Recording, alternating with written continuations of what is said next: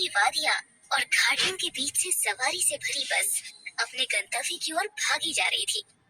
ठंडी ठंडी हवाओं के झोंकों ने सभी यात्रियों को प्रफुल्लित कर रखा था। बस में मेरा नाम जोकर फिल्म का मध्यम गीत बज रहा था।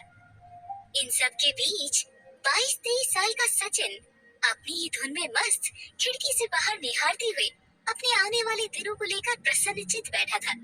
वो अपनी पढ़ाई पूरी कर सालों बाद अपने घर, अपने गांव दोराहा जा रहा था। पिताजी की मृत्यु के बाद उसकी माताजी और बड़े भाई ने बड़ी मेहनत से उसे पढ़ाया और आगे की पढ़ाई के लिए शहर भेजा। उसने भी अपनी माताजी और भैया का सपना सच करते हुए बहुत मेहनत से बीए की परीक्षा अच्छे नंबर से उत्तीर्ण की थी। उसे पूरी उम्मीद थी कि किसी न किसी कंपनी में या सरकारी नौकरी में उसका सिलेक्शन हो ही जाएगा। आज अपने घर लौटते हुए वो बहुत ज्यादा खुश था। गांव के डाकघर में उसने पहले ही फोन करके अपने आने की खबर दे दी थी। जिस गांव में चड्डी पहनकर उसका बचपन इधर उधर दौड़ लगाया करता था, उसी गांव में आज साहब बन सालों बाद वो अपने घर लौट रहा था। अब बस कुछ ही देर में वो अपने घर पहुंचने वाला था। उसका गांव नजदीक ही था। तभी एक आवाज के साथ अचानक झटके खाकर बस रुक जाती है। सभी यात्री हैरानी से आगे ड्राइवर की तरफ देखने लगते हैं। कंडक्टर नीचे उतरकर देखता है तो पता चलता है कि टायर पंक्चर हो चुका था बस का। सभी यात्रियों को सूचित कर ड्राइवर और कंडक्टर बस का टायर बदलने में लग जाते हैं। एक एक करके सभी यात्री बस से नीचे उतर आते हैं। कोई झाड़ियों में घुसता है तो कोई एक तरफ खड़ा होकर धूम्रपान करने लगता है। कोई छोटे ट्रांजिस्टर पर गाने सुनने लगता है। सचिन भी बस से उतरकर उस जगह को गौर से देखने लगता है। वो ड्राइवर से पूछता है, अरे भाई, कब तक टायर बदल जाएगा? शाम होने को है, मुझे घर भी पहुंचना है क्योंकि मेरा गांव मेन रोड से थोड़ा अंदर है। नाके पर भैया इंतजार करेंगे, मुझे लेने आने वाले हैं। कौन गांव है आपका? ड्राइवर सचिन से पूछता है। दोराहा का रहने वाला हूँ यार मैं। अंदर कोई बस नहीं जाती ना वहाँ, खुद के साधन से ही जाना पड़ता है। सचिन ड्राइवर की बात का जवाब देते हुए उससे बोला, बस आधे घंटे में बदल जाएगा साहब, आप चिंता ना करें। मैं जितना समय खराब होगा इसमें बाद में कवर कर लूंगा। ड्राइवर की बात सुनकर सचिन इधर उधर टहलने लगता है। टहलते टहलते वो जंगल में थोड़ा अंदर तक निकल जाता है। वहाँ की हरियाली और आसपास बिखरी हुई जंगल की खूबसूरती देख उसके होठों से बोल फूट पड़ते हैं।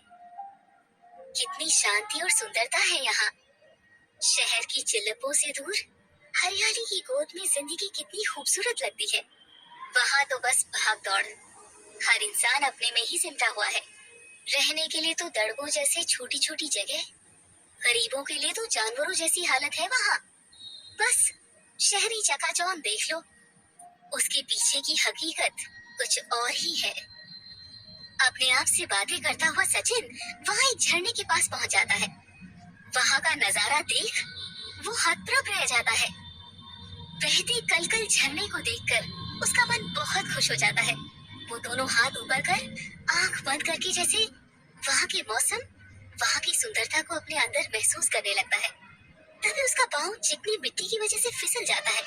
वो घबराकर खुद को संभालने की कोशिश करता है, लेकिन संतुलन नहीं बन पाता। वो पूरी तरह घबराकर इधर उधर कुछ पकड़ने के लिए देखने लगता है। तभी जैसे कोई पीछे से आकर उसका हाथ पकड़ लेता है और वापस पीछे खींच लेता है।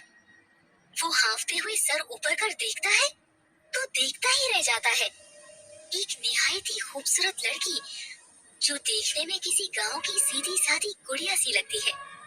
सचिन के मुंह से उस वक्त कोई बोल नहीं फूटता। बस उस लड़की को लगातार गौर से देखे जा रहा था, मानो जैसे कोई आसमान से परी उतर आई हो। उसकी सारी घबराहट पल भर में दूर हो जाती है। अरे बाबूजी, क्या हुआ? ये शहर नहीं है।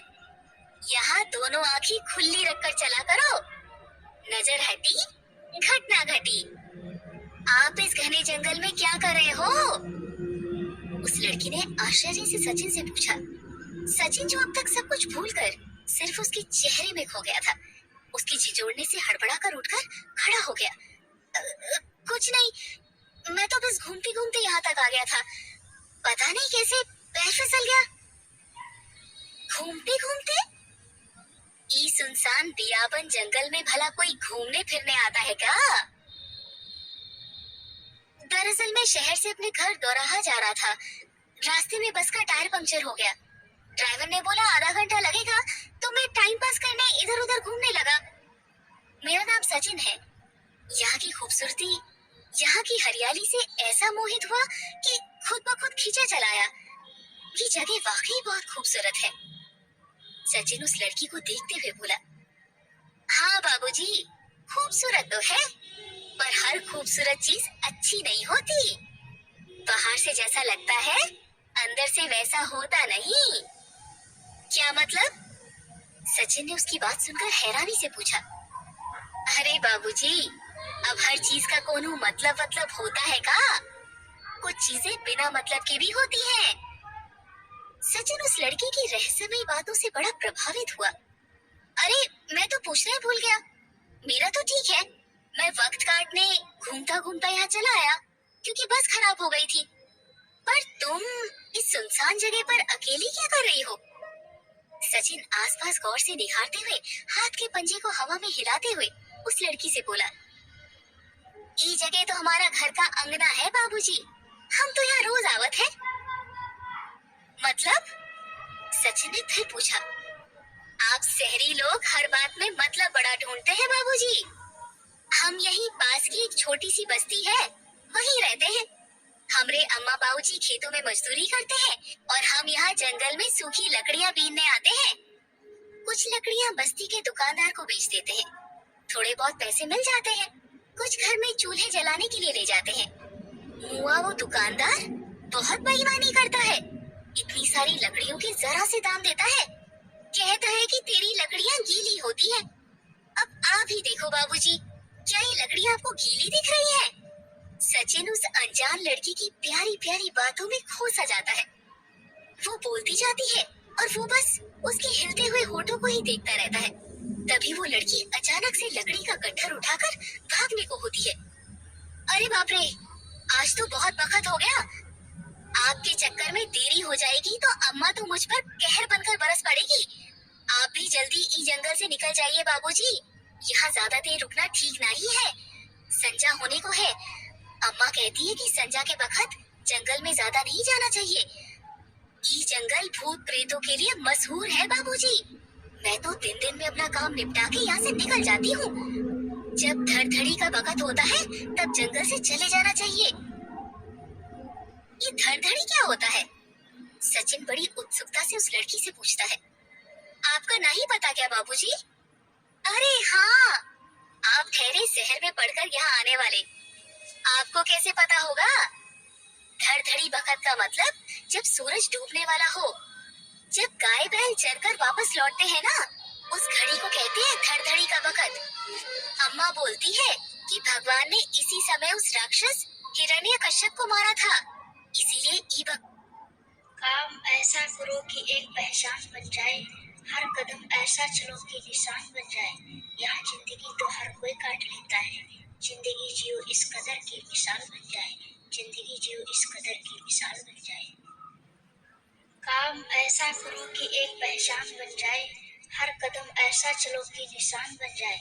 यहाँ जिंदगी तो हर कोई काट लेता है, जिंदगी जियो इस कदर की मिसाल बन जाए। बस जंगल में ना ही रहना। वो लड़की बड़ी मासूमियत से सचिन से बोली। सचिन भी जैसे उसकी भोली भाली बातों में उलझकर सब कुछ भूल चुका था कि उसे वापस भी जाना है। तभी दूर से बस के हॉर्न की आवाज आती है। हॉर्न की आवाज से उसकी तंद्रा टूटती है। वो भी वापस पलटकर जाने को होता है। दोनों विपरीत दिशाओं में जाने लगते हैं और तभी सचिन पलटकर उस लड़की से पूछता है, अरे अपना नाम तो बताती जाओ। वो लड़की लकड़ी का गट्ठर सर पर उठाए पीछे मुड़कर सचिन को देखती है। यही पास में छोटी सी बस्ती है, वहीं रहती हूँ, और मेरा नाम। इतना कहते हुए वो वहीं पास में लगे पौधों की तरफ इशारा करती है, जिसमें गुलाब का फूल लगा होता है।